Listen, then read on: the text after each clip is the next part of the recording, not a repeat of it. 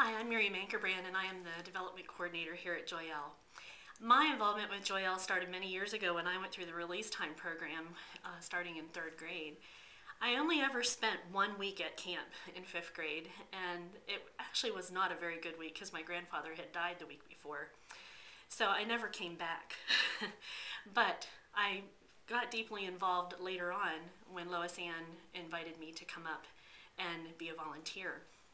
I had gone through nursing school, and she said that they needed some help with Saturday happenings, and they needed nurses in place at that time. So that's when my involvement as far as a volunteer began.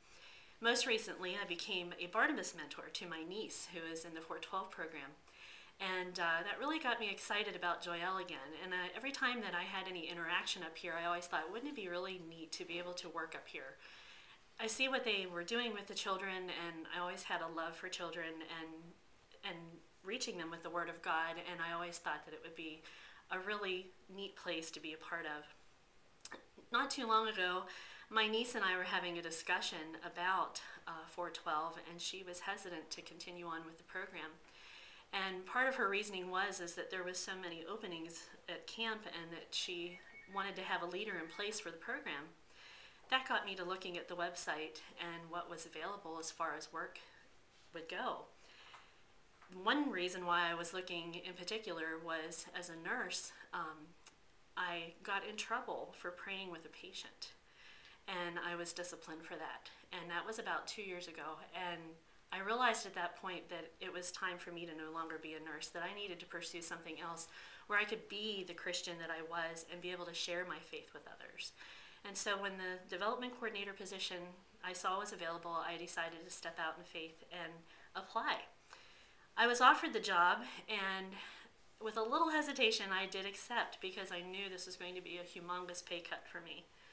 But in the short time that I've been here, God has provided in so many miraculous ways that I can't even begin to tell you all of the ways on this short clip.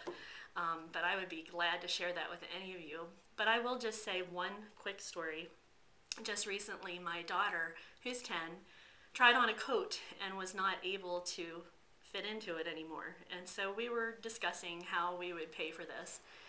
And it just so happened that same day that I got a message from a friend that she had a friend who wanted to give away a bunch of clothing that her daughter had outgrown. She asked what her size was, and it happened to be the right size. And I said, well, sure, I'll take it. And we made arrangements to meet. And she said, oh, and by the way, I need to let you know there's a brand new coat in this bag that's never been worn. God provided. And I continue to see these kind of provisions since I've begun my job here at Joy El. And I just know that if you would step out in faith too, God would take care of you.